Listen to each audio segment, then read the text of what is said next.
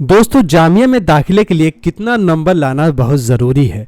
बहुत ज़रूरी मैंने क्यों लिखा है, इसलिए लिखा है कि बहुत ही ज़रूरी है, क्योंकि जामिया में स्पोर्ट एडमिशन जो नोटिस आती है उसमें साफ साफ लिखा रहता है कि आप कम से कम क्वालिफाइंग नंबर लाए हों। तो कितना नंबर लाना बहुत ज़रूरी है, तब आप स्पोर्ट एडमिशन और स्पोर्ट रजिस्ट्रेशन में पार्टिसिपेट कर सकते हैं, भाग ले सकते हैं, यानी आसानी से दाखिला ले सकते हैं। अब जो स्पोर्ट रजिस्ट्रेशन स्पोर्ट एडमिशन होता है, इसका दूसरा नाम है मॉपअप राउंड, तीसरा नाम है स्ट्रे वैकेंसी। मोटा मोटी समझ लीजिए कि जो खाली सीटें रहती हैं उसको लिए दी जाती है स्पोर्ट रजिस्ट्रेशंस के लिए। मैंने एक वीडियो हाल फिलहाल में बनाया था और पिछले साल का स्पोर्ट एडमिशन का नोटिस दिखाया था, और इसको येलो में हाईलाइट करके इसलिए दिखा रहा हूँ क्योंकि इस वीडियो का मेन मकसद यही है कि securing qualifying marks in the admission test, यानी इस स्पोर्ट एडमिशन में वही लोग भाग ले सकते हैं और पार्टिसिपेट कर सकते हैं जिन्होंने कम से कम क्वालिफाइंग नंबर तो लाया ही हो। अब क्वालिफाइंग नंबर आपको कितना लाना था, कहाँ पता चलेगा? तो चलिए आपको ऑफिशियल प्रोस्पेक्टस में दिखाता हूँ, जहाँ पे बहुत ही ज़रूरी इंपॉर्टेंट इन्फॉर्मेशन लिखा रहता है। लेकिन प्रोस्पेक्टस इतना पेज का होता है कि कौन पढ़े। चलिए कितना पेज का है कम से कम वो तो दिखा देते हैं कि इस साल याद तो रहेगा। 137 पेज का है।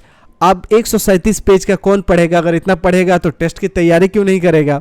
तो प्रोस्पेक्टस 2024 से 25 का ये अपडेटेड रिवाइज प्रोस्पेक्टस है। कहाँ लिखा हुआ? ये देखिए यहाँ लिखा है, यहाँ देखिए, थोड़ा सा मैं आपको दिखा देना चाहता हूँ।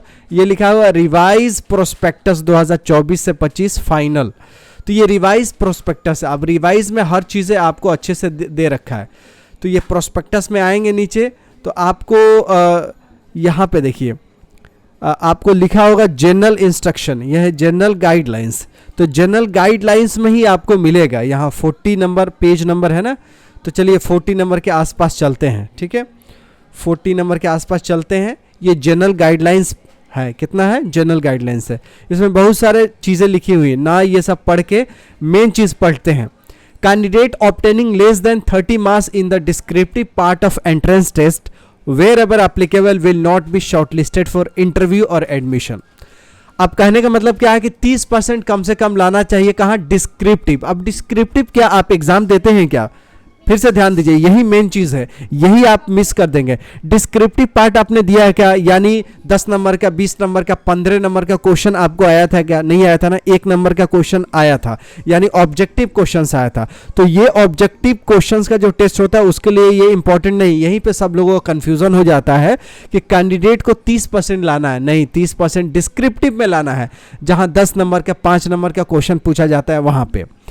अब ऑब्जेक्टिव के लिए क्या करना है? तो यहाँ देखिए, यहाँ लगे ना objective type multiple choice questions, यहाँ पे आपको 15% लाना बहुत ज़रूरी है। कहाँ? ऑब्जेक्टिव टाइप क्वेश्चंस में।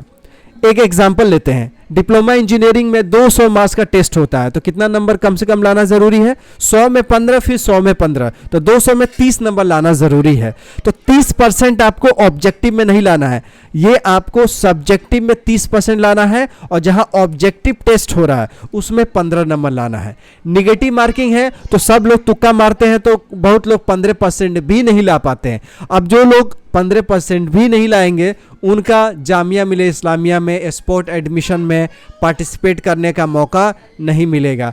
तो मोटा मोटी समझ लीजिए कि स्पोर्ट एडमिशन में तभी कोई पार्टिसिपेट कर सकता है कम से कम ऑब्जेक्टिव में 15% लाया हो, और जहाँ जहाँ डिस्क्रिप्टिव टाइप टेस्ट होता है वहाँ कम से कम 30% लाए हो, यानी ऑब्जेक्टिव में 15%। तो 100 में 15 नंबर जो लाया है वो स्पोर्ट एडमिशन में पार्टिसिपेट कर सकता है। जहाँ 200 नंबर का मार्क्स है वहाँ कम से कम 30 नंबर लाए हों। जहाँ 150 का है वहाँ कैसे होगा? तो 7.5 और 15 कितना हुआ? 22.5% होना चाहिए, यानी 23 नंबर कम से कम लाए हुए हो जहाँ 150 नंबर का मार्क्स है।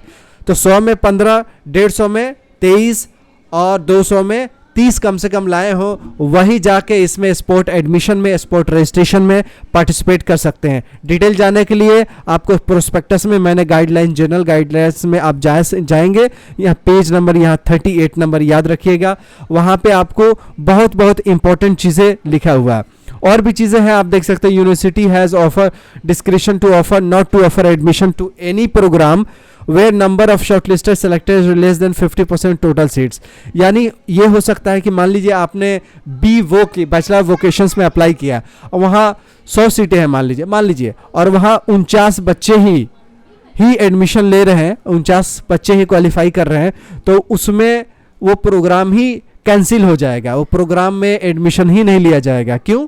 क्योंकि 50% से कम अगर बच्चे क्वालिफाई करते हैं, मिनिमम क्वालिफिकेशन मार्क्स है, वो एडमिशन क्या, वो प्रोग्राम ही कैंसिल हो जाएगा। यानी उस साल उस प्रोग्राम में कोई चलेगा ही नहीं। मतलब कम से कम 50% सीट्स भरेगी तभी यूनिवर्सिटी वो प्रोग्राम चलाएगी, वो कोर्स चलाएगी। तो बहुत सारे इंपॉर्टेंट चीज़ें लिखी रहती, जनरल गाइडलाइंस में लोग नहीं पढ़ते हैं, तो इसको पढ़ना चाहिए। और भी आपको डाउट रहेगा तो मेरे चैनल है ना आपका डाउट क्लियर करने के लिए, तो आगे इसको प्यार दीजिए, सपोर्ट कीजिए।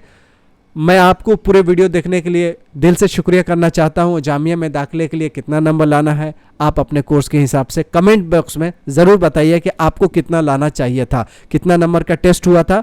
कोर्स का नाम लिखिए, कितना नंबर का टेस्ट हुआ था, कितना नंबर लाना ज़रूरी है। मैं देखना चाहता हूँ कितने बच्चे सही में इंटरेस्टेड है जामिया में एडमिशन लेने के लिए। मिलते हैं ऐसी यूजफुल वीडियो के साथ, तब तक you take good care of yourself.